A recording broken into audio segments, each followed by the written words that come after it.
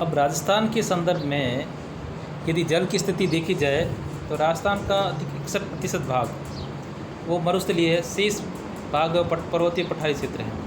केवल 9% भाग ही कृषि योग्य है या मैदानी क्षेत्र में है। और उस यदि जल के संदर्भ में देखा जाए तो संपूर्ण राजस्थान भारत के जल का 1% भाग ही रखता है। दूसरी देखिए स्थिति जो सिंचाई के संदर्भ में अपवाह तंत्र, राजस्थान की भूआकृतिक संरचना व अल्प वर्षा तथा नदी जल प्राप्ति स्थलों के अभाव में चंबल के अलावा कोई भी सदावहानी नदी नहीं है। इसी कारण अल्प वर्षा में अधिक जल प्राप्ति के कारण कृषि एवं पेयजल को जल प्रदान करने के लिए वर्षा आधारित नदी नालों के जल को संग्रहित करने के लिए विभिन्न जल ग्रहण एवं प्रबंधन तकनीकों से छोटे छोटे बांध व तालाबों का निर्माण किया गया है। तीसरा जो है वो है यहाँ की विषम जलवायु। राजस्थान पर औसत वर्षा है 52 सेंटीमीटर, परंतु वर्षा की स्थिति सभी जगह समान नहीं है। दक्षिण पूर्व से उत्तर पश्चिम की ओर यह वर्षा होती है वो कम होती जाती है, और जिसका 61% भाग थार के हिस्से में स्थित है। थार जहाँ पर वर्षा का केवल 30 सेंटीमीटर से कम बारिश होती है। शेष में 39% भाग है, वहाँ 30% 50% बारिश होती है। केवल हाड़ौती का पठार है जहाँ पर 80 से 100 सेंटीमीटर तक बारिश होती है। इसी प्रकार समुद्र से अधिक दूरी अरावली का मानसून की समांतर स्थिति, कम ऊंचाई समान स्थिति व उसकी कम ऊंचाई, 15 जून से 15 जुलाई तक अल्प वर्षा काल, मानसून में अनिश्चितता, अकाल, सूखा, अधिकांश स्थिति विषम वायुदाब के कारण यहाँ पर जल है वो अल्प मात्रा में प्राप्त होता है।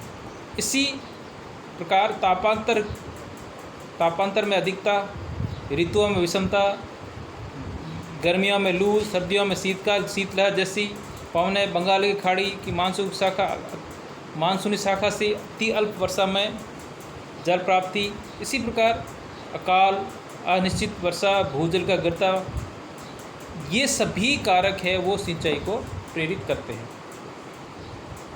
राजस्थान की संपूर्ण प्रमुख सिंचाई योजनाएं।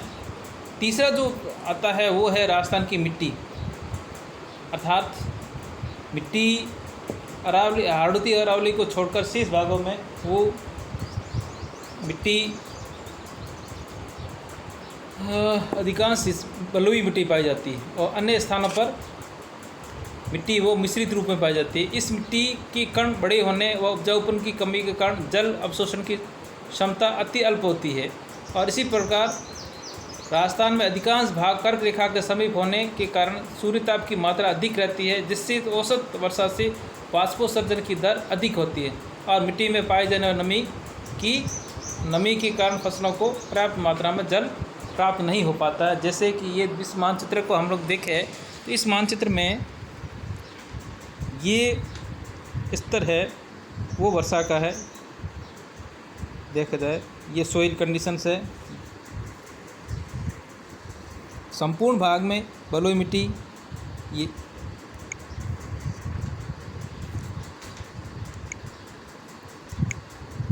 अब राजस्थान की प्रमुख सिंचाई। अब सिंचाई से तात्पर्य क्या है?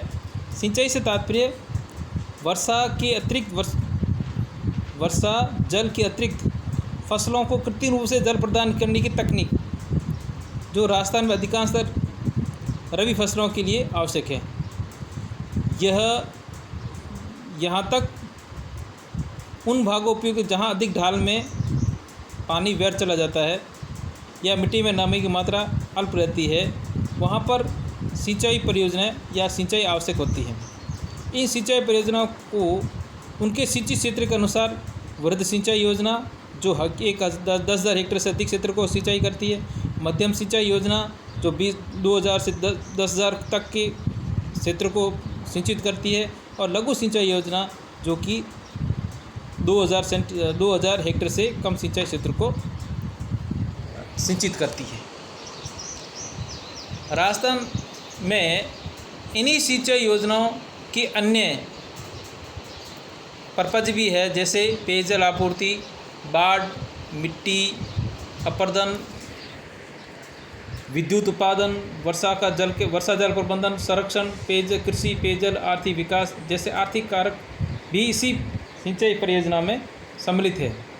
भारत में इन परियोजनाओं को संचालन राज्य केंद्र सरकार के माध्यम से किया जाता है।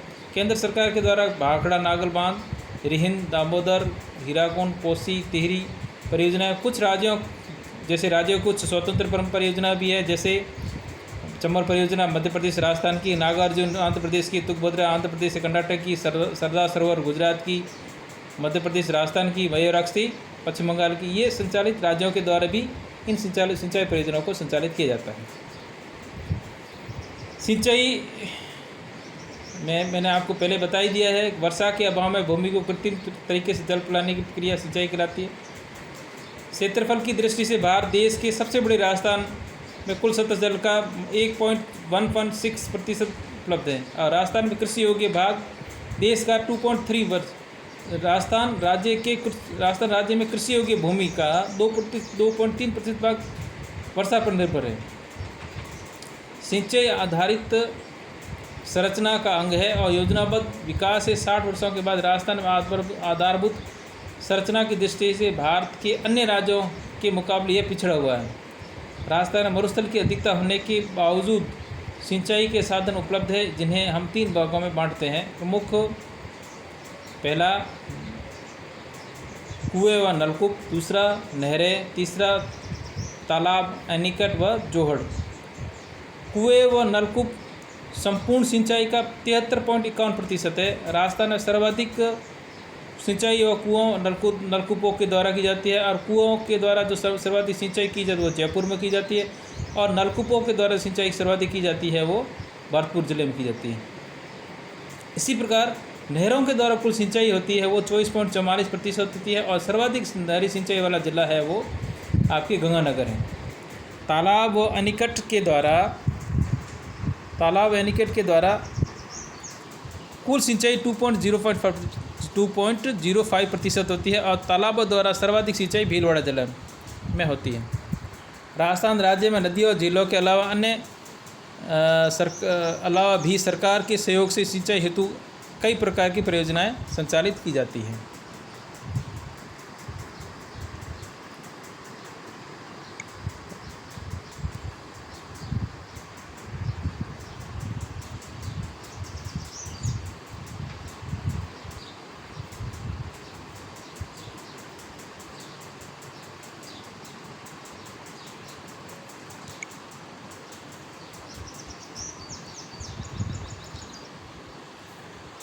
राजस्थान राज्य में कुल सिंचित क्षेत्र का सबसे अधिक भाग गंगानगर जिले में मिलता है और सबसे कम भाग राजसमंद जिले में मिलता है। राजस्थान राज्य में कुल कृषि क्षेत्र के सर्वाधिक भाग का सिंचाई गंगानगर जिले और सबसे कम क्षेत्र कुल कृषि क्षेत्र के सर्वाधिक भाग का सिंचाई गंगानगर जिले में और सबसे कम सिंचित क्षेत्र चूरू, जैसलमेर, बीकानेर और जोधपुर में पाया जाता है। राजस्थान राज्य में सिंचित क्षेत्र में अंतर्गत सबसे अधिक भाग गेहूं की फसल के अंतर्गत आता है और गेहूं के पश्चात जो सिंचाई की जाती है वो राई, सरसों और कपास की आती है। राजस्थान राज्य में दक्षिण पूर्वी भाग में तालाबों द्वारा सर्वाधिक सिंचाई की जाती है। अलवर, भरतपुर, जयपुर, दौसा आदि जिलों में कुछ भागों में एनीकटों का निर्माण करके छोटे छोटे स्तरों पर सिंचाई की जाती है, जिसे हम लोग जोहड़ पद्धति के नाम से जानते हैं।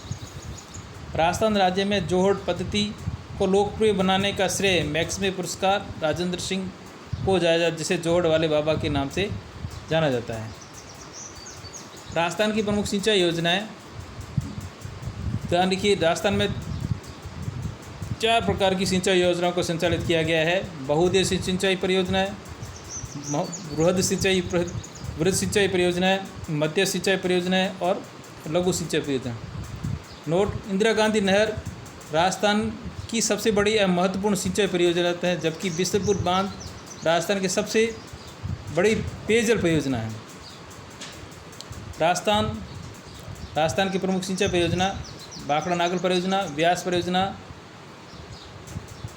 चंबल परियोजना और माही बजाज है। ये जो चारों परियोजना है वो बहुउद्देशीय परियोजना है और इनमें इनके द्वारा सिंचाई, पेयजल और विद्युत की आपूर्ति की जाती है। और इसी सिंचाई योजनाओं को पंडित नेहरू ने आधुनिक भारत का मंदिर कहा था। राजस्थान की प्रमुख सिंचाई परियोजना बहुउद्देशीय योजनाओं में सबसे पहला जो नाम आता है वो है भाखड़ा नागल परियोजना। भाखड़ा नागल परियोजना 1948 में देश की सबसे महत्वपूर्ण परियोजना है, जो सतलज नदी पर पंजाब, हरियाणा, राजस्थान की संयुक्त परियोजना है। इस परियोजना के बारे में सबसे पहले 1908 में तत्कालीन पंजाब के गवर्नर लुइस डेने के मस्तिष्क में विचार आया था और उसको 40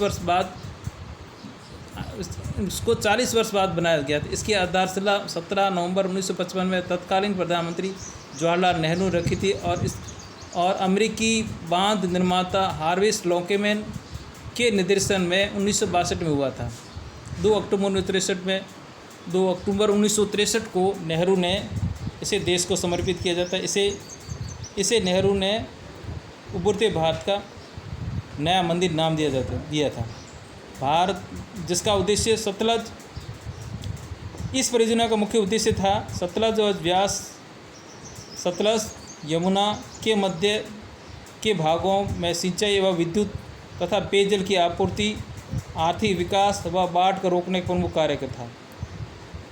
इस परियोजना से हिमाचल प्रदेश के बिलासपुर जिले में जगन महदुआ नामक स्थान से भाखड़ा नामक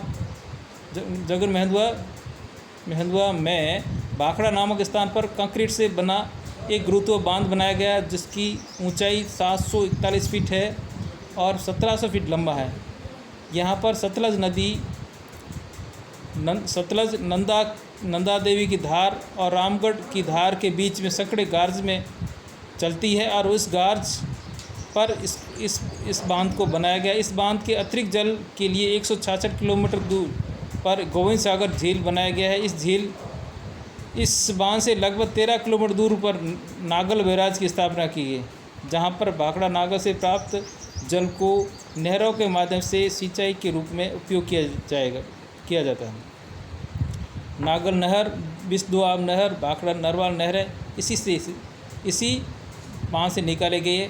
राजस्थान में इस परियोजना से गंगानगर, हनुमानगढ़ जिले के 2.18 लाख वर्ग क्षेत्र में सिंचाई की जाती है। राजस्थान में इस परियोजना का 15.2% भाग है। देखिए, ये राजस्थान की सबसे बड़ी या देश की सबसे बड़ी बहुउद्देशीय परियोजना है। जैसे मैंने पहले बता दिया है कि यह 3 राज्यों की परियोजना है, पंजाब, हरियाणा, राजस्थान की है। इस परियोजना में राजस्थान के मैंने आपको पहले ही बता दिया है कि 15.2% भाग राज्य का हिस्सा है। और 1908 में इसका विचार आया था, वो लुइस डेन नामक विद्वान था, इसका विचार बाद में इसके कई साल बाद इसका निर्माण किया गया। और इसमें एक बांध, दूसरा बैराज और विभिन्न सिंचाई तंत्र का निर्माण किया गया है। यह देश का सबसे बड़ा ऊंचा बांध है, दूसरा ऊंचा बांध और विश्व का देश का दूसरा सबसे ऊंचा बांध है। और विश्व का एशिया का सबसे ऊंचा कंक्रीट निर्मित गुरुत्व बांध है। इस बांध का निर्माण सतलज नदी पर हिमाचल प्रदेश के बिलासपुर जिले में इसे किया गया है। बांध की ऊंचाई 2.25 मीटर, लंबाई 5.18 मीटर, चौड़ाई। इस के आधारशिला 1955 का नेहरू रखी और 22 अक्टूबर उसको देश को समर्पित किया। बांध तैयार हो गया था। विद्युत संयंत्र स्थापित किए गए हैं। जो विद्युत संयंत्र कहाँ स्थापित किए हैं? गगवाल, कोटला, नागल बांध से सिंचाई के 2 नहरें गिरेगी, बिहारी दिशा और भाखड़ा नहर। राजस्थान परियोजना से इस पंजाब सरकार राजस्थान के मध्य 1959 में हुए भाखड़ा नागल समझौते के अनुसार 15.22% भाग राजस्थान को प्राप्त होता है। और भाखड़ा नागल परियोजना से सर्वाधिक सिंचाई हनुमानगढ़ जिले में होती है। और दूसरा चूरू, गंगानगर, हनुमानगढ़, सीकर, झुंझुनू, से बीकानेर जिलों में विद्युत प्राप्त होती है।